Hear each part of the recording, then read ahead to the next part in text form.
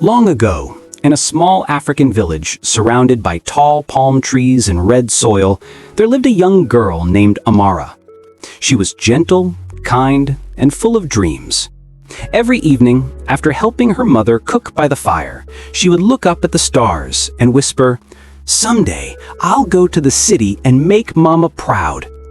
Her mother, Mama Amara, would smile and say, "My child, remember, no matter where you go, never forget who you are." Amara nodded, but deep inside she was filled with curiosity. She had heard stories of shining buildings, fancy cars, and people who lived like kings and queens. She wanted to see it all. One bright morning, a big black car rolled into the village. Everyone stopped to stare. Out stepped a beautiful woman in golden clothes. Her name was Auntie Grace, a rich woman who once lived in the same village. She smiled at the villagers and said, "I am looking for a young girl to come work for me in the city. I will take good care of her." When Auntie Grace's eyes met Amara's, she smiled warmly. "Come with me, child. I'll show you a better life." Amara's heart beat fast with excitement.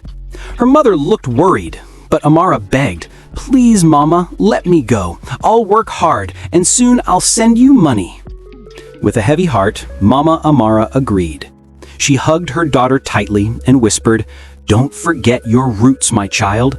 The city is bright, but not everything that shines is gold."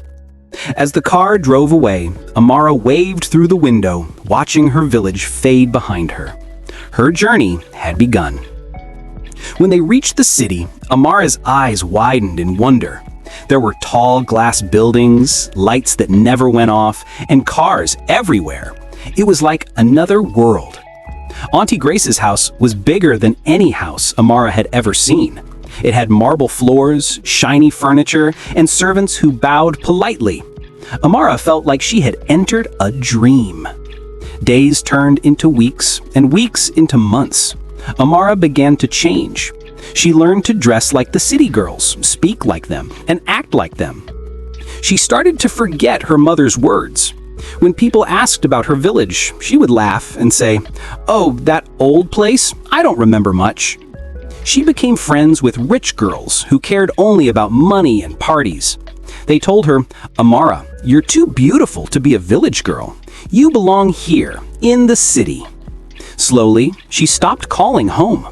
Her mother's letters went unanswered. Her mother prayed every night, waiting for a message that never came. Years passed, and Amara grew rich and successful. She owned fine clothes, jewelry, and even a car. But deep inside, she felt empty. Every night, she looked out her big window and saw her reflection staring back, lonely and sad. One night, Amara had a dream. She saw her mother sitting by the fire, alone, looking up at the stars. Her mother whispered, "My daughter, you forgot where you came from." Amara woke up crying. The next morning, she packed her bag and took a bus back to her village. As the road stretched before her, she felt her heart beating faster and faster. When she finally arrived, her village looked smaller and quieter. Children ran past her, goats grazed nearby, and the air smelled of smoke and earth. But when she reached her home, she froze. The house was empty. The walls were cracked, and the door was broken. Her mother was gone. An old man nearby saw her standing and said softly, "Ah, Amara, your mother waited for you every day, but she passed on last rainy season. She said she believed you would come back." Tears filled Amara's eyes. She fell to her knees and cried beside her mother's small grave under the big mango tree. The wind blew gently, as if her mother's spirit was there.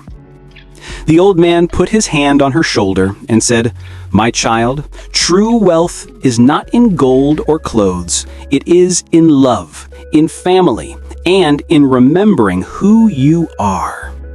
From that day, Amara stayed in the village.